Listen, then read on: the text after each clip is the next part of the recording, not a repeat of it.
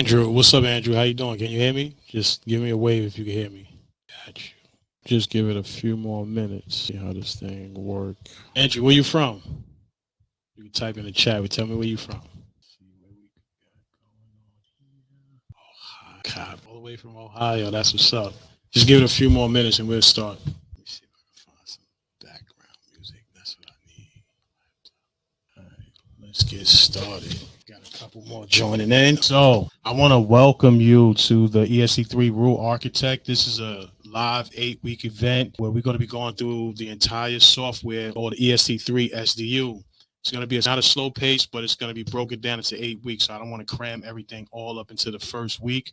But this first week is generally just the foundation. So if you are a beginner to fire alarm system, or if you have some type of experience with fire alarm, this is going to be the training for you. So I want to go through this quick little presentation before I show you what the Rule Architect is. This is a tool I created that you could actually use on a day-to-day basis. Actually, you could put your scenario inside of there and just spit out the rules. It's not 100% accurate, but it'll give you a little bit more detail if you need some help when it comes to writing rules. So who am I? My name is Anthony Richardson. I've been in the fire alarm business since 1999 for quite some time now. Started with a company called Fire Quench, and Fire Quench is usually the starting point for a lot of fire alarm technicians in the city of New York. It's kind of one of those rough, I want to say it's kind of one of those in and out revolving doors type of situation. The owner's a little bit obnoxious. Everything is fast paced. Everything's good. But I learned a lot there. Really, I learned nothing, but I actually learned a lot because it was one guy who actually showed me how to understand relays and wire up relays. And from there, I grew my experience working with Simplex. That's where I got most of my information from. Really, a lot of my knowledge. I was there for over a decade, and anything they went to training, card access, cameras, all types of fire alarm systems. That's what I did until I left them, went to Red Hawk, and I started learning the Edwards panel. So I want you to know, so what will you expect, or rather what you could expect from this 8-week series? Within this 8-week series, it's designed for beginners, mid-level fire alarm technicians who want to move from basic wiring to troubleshooting to think like an actual fire alarm programmer.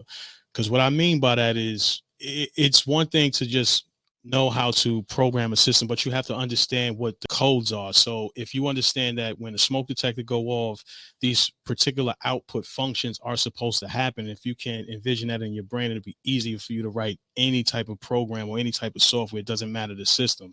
It's just what you would have to learn is the syntax, or how that code or how that particular system write their rules, custom controls, or how we call it. Because from Simplex to Edwards, it's 100% night and day. So you would really have to understand why the input action happened and what output activations have to follow along with that.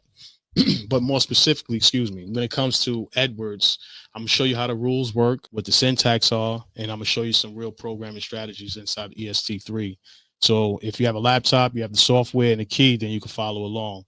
So what you will walk away with today, like I spoke about earlier, is I created a EST3 rule architect, and I'll show you exactly a demo of what this can do and how this can actually help you out in the field. So like I said earlier, today really is only going to be about just the foundation. I know we want to get straight into writing custom controls, writing rules for, let's say, purge or speaker system with the N variables. I'm going to show you how to use all of these syntax. I'm going to show you how to use all these input variables, output variables, equations. Edwards call them rules, Simplex's equations. But I'm going to show you how to write these rules step by step inside the SDU. So what are rules? Rules are the programming language that Edwards fire alarm panel, the SDU, the programmer, it uses to communicate with the fire alarm control panel via the CPU once you download the system. So you make your changes on a laptop, get your rules, get your inputs to activate your outputs, and then you will download that into the fire alarm control panel so that way those functions can perform. So the core syntax breakdown, which I only have a few here, there's a bunch of input events and there's a bunch of output events, but I only selected the most common ones that we normally use, and that's the alarm event type, supervisory event type, switch, and on the output side, we turning on fans, shutting on fan, we turning on amplifiers, shutting on fans, or turning on exhaust fans, and we doing things with the LED. So I'm gonna show you what some of the input functions look like. For the alarm type, An alarm event activates when a specific point panel goes into alarm. So if I'm using the point type or the device type, if you see here, it says alarm, smoke, and then we have level 1 smoke. So alarm is the input event or the alarm event. Smoke is the actual qualifier. So we want, when the smoke goes into alarm, what type of smoke, or rather what message, what label is attached to this smoke. Because if you have multiple smoke detectors, you're going to have multiple labels. And I'll show you what that look like inside the objects label inside the SDU. So we're telling that on the input side, when a smoke goes into alarm, this particular smoke with this label, we want some things to happen on the output side. And we have also supervisory. We could write supervisory rules where we could make tamper switches do some things, or we could have either whatever supervisory point that the system sees, we could actually have an output activation. So if we press in a switch, we can turn on a horn, or if we press in a switch, we could disable outputs. So there's many different things we could do inside of the programmer. Going back to switch, we usually can use switches to either, let's say, disable certain floors. We'll have a test disable switch, or we could disable the whole entire building. We'll have a switch to do either a fan restart or even to turn the fans on if we're trying to do a purge. So a switch is something that a button you can press to either turn something on or to turn something off, and you will write that in the rules. So some of the output functions, we have amp on. Now, if you're not familiar with high-rise buildings, or let's say assembly type situations, or in any large facilities that would need some type of voice enunciation, this is where you would put the amplifiers in. And if you have multiple amplifiers, when it comes to Edwards, you can write just one particular rule to activate multiple amplifiers and use that with the N variable. And we'll go into the N variable when we start getting into the SDU in the coming weeks. Another input type, or rather an output type, would be fan on. We're doing these to control the fans. We want to shut the fans off. Any fans over 2,000 CFM requires a duct detector, and it requires to be shut down. So if you have a fan that you're connecting to the fire alarm system, that relay will go to dry contact, or if we have an MR201, we're cutting it off with the power. Some type of way we have to shut that fan off if the fire alarm control panel goes into alarm.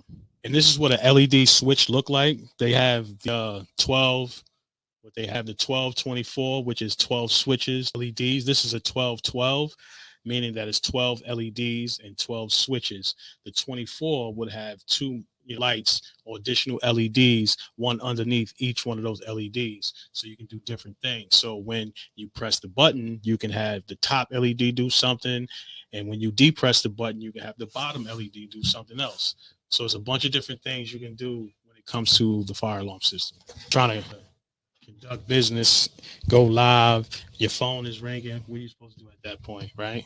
So if you got any questions, let me back up. Let me slow down because I'm just running my jibs. If you got to go back to the back, see what we got going on here. Just let me know if you got any questions, and we can answer your questions. So let me show you what this architect look like, right? It's pretty cool, actually. So in a nutshell, and there's a PDF that you can download, cheat sheet that has put a bunch of the rules in there, a lot of the syntax, what they mean, how you can use them. There's a little bit more explanation. So at the bottom of that PDF, link, and you can click that link. So if you have a real live job and you will put your rule label is what will describe that actual rule. So if it's recall or elevator recall, we would just put elevator recall. This will be describing. So now I want me to input the characters. I'm not going through all of that because all these is optional. You can put that in there so it can actually spit out exactly what you want, or you could just hit the example and it says when a fire drill switch is activated, I want you to turn on all the audible devices. And when you scroll down to the bottom, you click on generate rule, and at the bottom it'll give you generic rule. So switch, because switch is the event input, and the secondary switch is the device type. So you have the input label or the input event device type, and then you have the device label. So the first switch will be the input event. The second switch will be the device type. So now if this was alarm, the second one will be smoke or pole, whatever one you're activating. So to understand, you will have your input event, and then you'll have your device type, whatever you're activating. And then that label, which is fire drill switch, and you have the label for that particular device type. what you're going to do on the outside, we want to just turn on the audibles, and that's the horns and strobe. So this thing right here is very user-friendly, very easy. You can load it, quick examples like door holders, generate the rule, to give you a generic rule. And all you have to do, if you're writing rules for Edwards, just put your labels and boom, you have your information right there. This is brainless. So I want to go really quick and let's go inside and start a whole new entire project. But before we do that, let me show you what we're going to base this off of. So we got a set of fire alarm drawings here. This is an actual project I did in a church in Brooklyn. We did a few years ago, maybe like 6 years ago. It's like 25 duct detectors, I think, we electricians installed in this building. But I'm gonna just go through this cellar level, and I'm gonna just add a couple devices, smokes, some ducts, some input modules, stuff like that, some horns and strobes. We're gonna go through the entire process. I'm gonna write all the rules and add the devices, go through the whole thing. All right, some basic in general. So let's go do that. So when you first start a project, what you need to pay attention to, if you're doing some programming, you definitely want to pay attention to like operations. This guy over here, this is what will tell you how to program the fire alarm system. When a manual pull station go off, it's telling you all the output activations that it should happen. So when you understand not just programming fire alarm system, you really understanding the ins and outs of this entire thing. So when you're facing yourself with a question like how I make this happen, just understand what output events are supposed to turn on, and it should be easy to write that rule or whatever program you're working with, drag and drop your inputs to your outputs. So let's go over to the SDU. Excuse me. So you would click on project new, and you would give the project a name, and you would give it a password. And this password you can use password you will have to use every time you log into this particular application, not the Edwards, but this particular software. So you can have multiple projects with different passwords, which would be nuts. But if you have multiple projects, you want to have the same password for each one. We're going to just do it real quick. This is the banner. This is what you will see when the system is normal. So to say something like 3 main lane or main street. And then at the bottom, it'll be like system normal. So when the system is normal, this is what it will display. Operation tabs. This is also usually all left default. This is pretty much just like the resound. The only one that have a time is your test timeout and your trouble resound every 24 hours. If the fire alarm system has a trouble by code, it has to resound every 8 hours and say, hey, I'm still affected. I have a trouble. Call the fire alarm company. Network, you will change this if you're putting in a printer, or if you're connecting multiple panels, or if you have a remote annunciator. The trouble reminders, the same thing as this timing tab over here. 255 seconds is 255 seconds. This is for, I don't know what the hell that's for, to tell you the truth, because 255 seconds is not 8 hours. As I was just thinking about it. So just X-nay what I was saying on this one. This probably is related to if you have audio. I'll figure that out next week. And here's your time zone. So now we have our project information. Yes. And then we just click OK. Now you understand what I can't get the. All right. So let me see if I could pull it up. So inside of, you would have to know this if you're, especially you'll probably be in the field. Let's say you're in the field, you're looking at the fire alarm control panel, and it's just a small system. This is what the bay looks like behind it. So these first 4 slots will be the CPU. Then this next slot right here will be your power supply. Then every card after that can be whatever. So let's say this next card right here would be our loop controller. And this is where we connect all our smoke detectors, pull stations, all our input devices. And these will just be our spare cards. And we'll probably have a mod com for central station.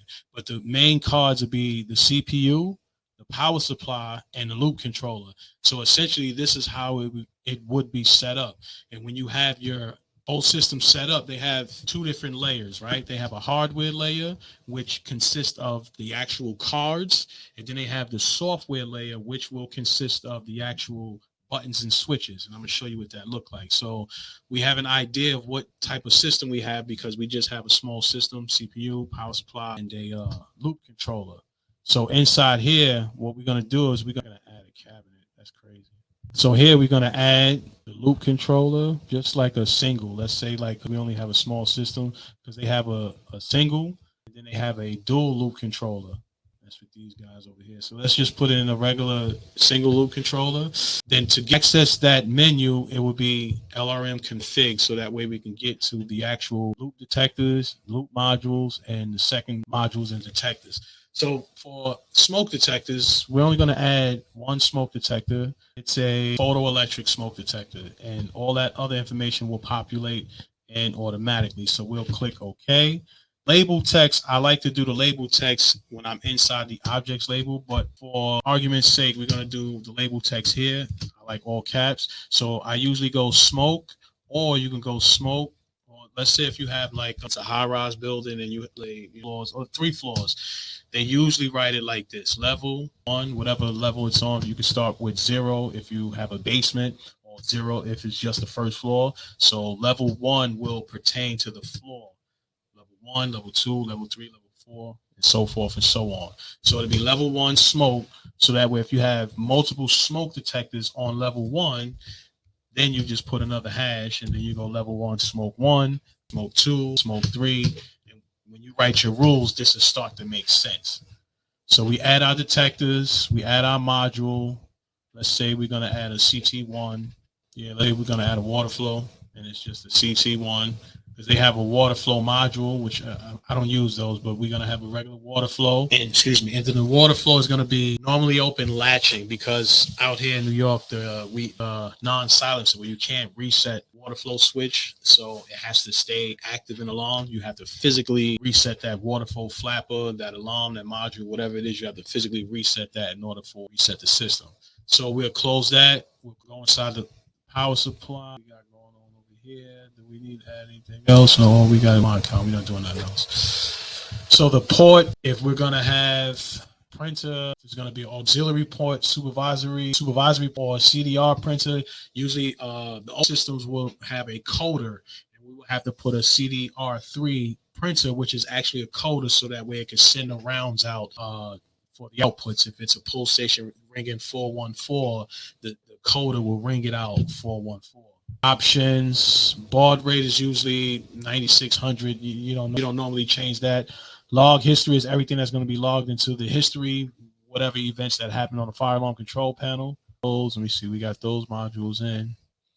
So now the hardware layer, like I said before, is our cards that, like, if we have the loop controller, we're going to connect to the loop controller with our laptop and the serial cable. That is how we're going to, to the loop controller. That's the hardware layer. But on the operator layer, this will be our switches.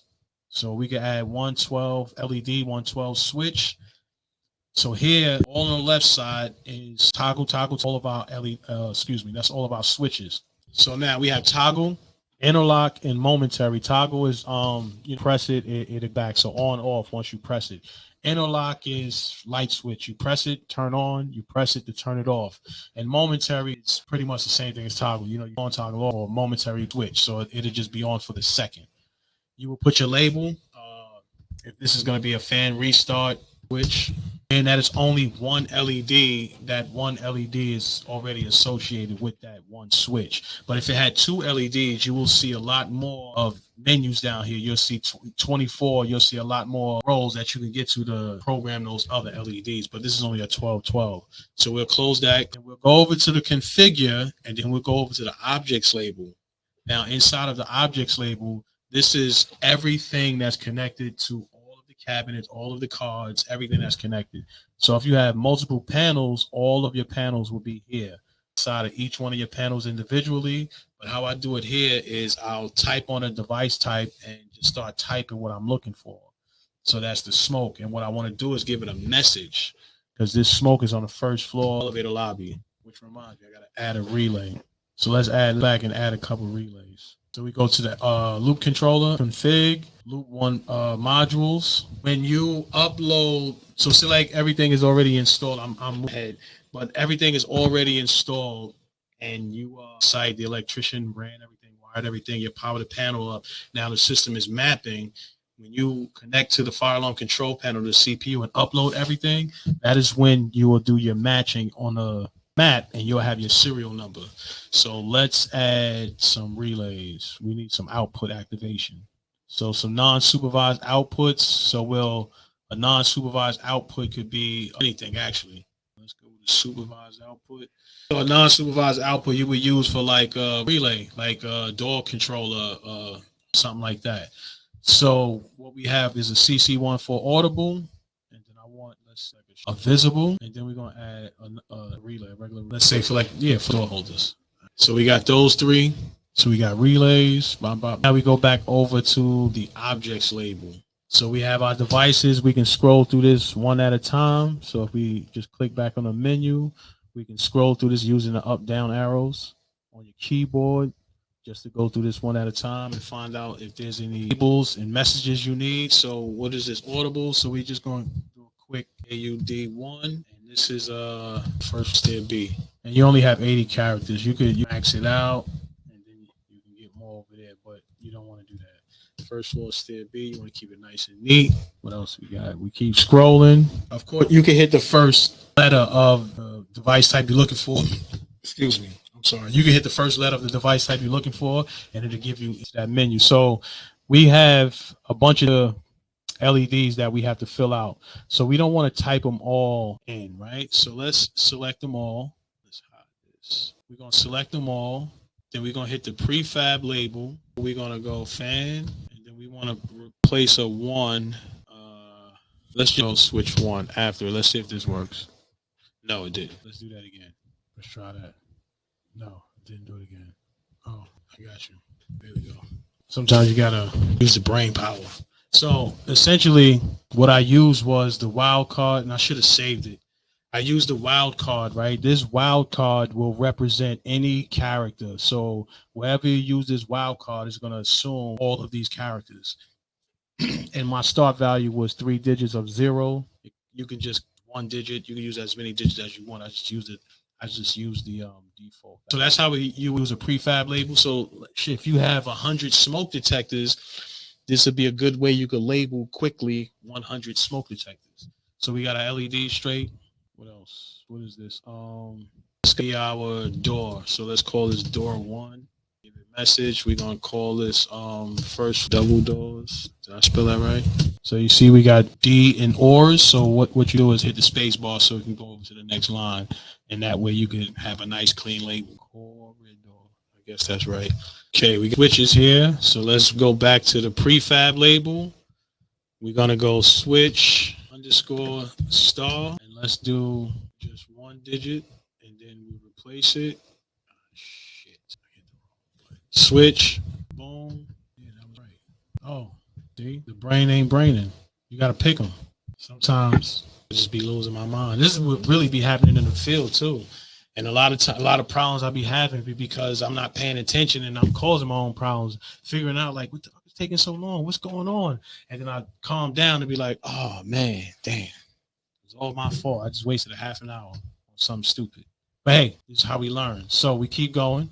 So we go with Viz. We keep it simple. So this is gonna be first strobes. And we got the water flow. First water flow.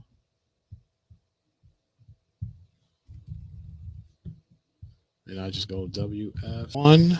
Then we just do a quick check to make sure everything, these spots. And especially if you're working on a big system, I don't like going back and forth. So I usually will go through this, right? And I'll write down the things that I need to write down. Like, show you. So audio 1, we know we're going to have to turn that on. So I want to write down exactly this message, this label text. I want to write that down exactly how it is. Because when I get to the rules, I don't want to be coming back and forth from the rule sheet over to the objects label. So we got the fan restart. We're just going to use the first button. And when I actually get my EST panel live, we'll actually go through this live so that way you can see this actually in effect. It's going to take a couple weeks. So we got the door holder stuff down. We got the input. So LVL1 _ smoke. We got the switch, we got the visibles, which is the strobes, and the water flow. All right, so now what I do now is head over to the rules. Now inside of the rule editor, there's syntax you have to be aware of. If you're using the French brackets, these guys here, anything inside here will be ignored. Anything inside there will be ignored. So everything outside will not be ignored. So usually this is a place where you can put your name, company you work for, phone number, guy who programmed it, things like that. So the rule label, the first rule we're gonna write is we're gonna activate smoke detector. Now back up. There's a gens editor that comes with the EST program. If you're not familiar with how to write rules, the gens editor will help you. It's color coded to let you know that you have the wrong syntax and you have something you got to fix, so that way you know your rules is correct. But I don't use the gens editor, so we're just gonna freestyle this and compile it to see if it compiles, and then make some changes to make it compile. So we want to write the rule, which is what is rule label? What are we doing? Let's just say smoke activation. So we got the rule label. Into that we go alarm smoke, and we can use SMK or S or spell the word out. Now, a lot of things that what I use a lot is the help topic, right? So if you're sitting there trying to write rules, trying to figure out what qualifier is or whatever you're trying to figure out, you can just go straight to the help. You go, okay, this is how I can write the rule. This is what can work with it, so that way you get more information on how you could actually write this rule. So if you're using the rule, you can use these device types like smoke, the second text or the second label next to it. So it'd be alarm and general alarm, heat, matrix pull. These are all the qualifiers you can use on the device input side. So we're going to use alarms, and then we write that exact label. So level 1, and the system don't like spaces. You see this space right here? It don't like spaces. You need the underscore. The underscore is what it needs, because every is a character. So if you're doing a space that's empty, it's going to assume that that's calling that a character. So if you're writing your labels with no spaces, just make sure you write your rules also with no spaces. So spaces or no spaces. So level 1 smoke underscore 1, and then we have to put this whatever the tag is, and then we have to put the semicolon. And usually I like to do it like this, right? I don't know why, but that's just how I like to do it. Like one on one side and one on the other side. And then what we want to do is we want to turn on. So we could either go non-output on, like we could look at the help.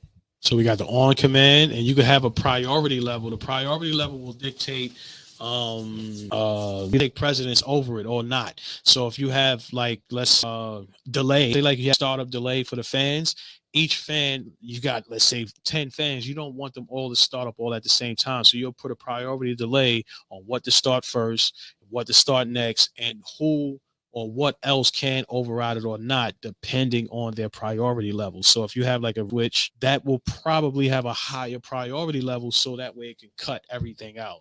So priority levels will give the input priority if you turn it on or off. And it's from 0 to like 99, 100 or something like that. So the device types you could use on the output side, we could turn audibles. So we have audible right here. So we're going to go on the command, which is after the semicolon. So we're going to go on audible. Then we have to put these quotations or quotes, whatever that is. And then what do we write down? AUD underscore 1. Then that quote again. And being that I want to check this, I'm going to end it with a semicolon. If I want to go on to the next rule, I use a comma, but I want to end it with a semicolon, and I want to save this, and then I want to compile this, right? So the rule actually worked. It's saying we have some warnings, right? So if you have warnings, that means the rule worked. That means that something is just probably is not associated with something. And that's all that's telling you. So warning is just that, just a warning. So the rule is good. The rule compiled. So let's turn on the next thing. So what's the next thing? We want to turn on the visibles, right? So on visible, quote, VIS underscore 1. And then we're going to put the comma because we're going to add the door. And the good thing about writing rules, right? Because we got to write the water flow next. All we have to do is copy and paste the whole entire thing and then just change the input side. Now the water flow will activate the same outputs that the smoke detector activates. So on, let's go to door holders. Door control. No, I'm wrong. That's a non-supervised output. Remember, we had a non-supervised output. We didn't make it a door control. So we made it a non-supervised output. So we got to spell that whole thing out. Or if we click on this, we can use this, the short form NSO. So for non-supervised output, we put the quotes. And what did we name that? That's the door holder, right? So door one is what we named it. What else I forgot that we got to go back and do? The LED. So we'll that out. We'll click OK. We'll come see what happens. Yes, we got warnings. Let's go. Yes to all. Boom. If you don't understand what's happening here, in a nutshell, is taking the letters we see or the characters we see, turning them into zeros and ones so they can put it to the computer and the computer can understand what's happening. So the rules is good. So let's go back. I need the LED. Oh, I made it a fan so what the hell did I do? Switch. Oh, I made, okay, I got you. And fan restart switch. This should have been LED. This right here should have been fan restart LED instead of switch. That's why I got confused. All right, so we go back to the rules. We edit rules. So we know that works. So now we want to do the water flow, because essentially if we have a fan restart switch, we should have another relay for a fan shutdown, but we don't. You should use standard here, because if we had another relay, it'd be on NSO fan _1. So let's copy this. Control C, Control V, and then we call this water flow activation. So we go alarm water flow, or we can go WF. And what's the water flow? What did I name the water flow? WF1. Everything back up. And you don't have to change anything on the output side. All you have to do is change the input side. And if you had pull stations, alarm pull. If you had any event or any other device type, it would be the same thing. The alarm device type and whatever that label is, activating all these particular outputs. So let's look at, so the short form is flow. Okay, so it's wrong right there. We'd have had an incorrect rule. So we go alarm flow. That's the short form. Alarm flow, water flow. Let's back this up. Let's save it and let's see if it works. Yes, we good to go. So I'm gonna do one more rule, and I'm gonna do the switch. So we're gonna call this because we don't have an actual can't spell door release. And you need these brackets. These are not the French brackets, but these are just regular brackets around the rule label. So door release, we're gonna hold switch because we're doing a switch, and gotta go back to goes to the help menu.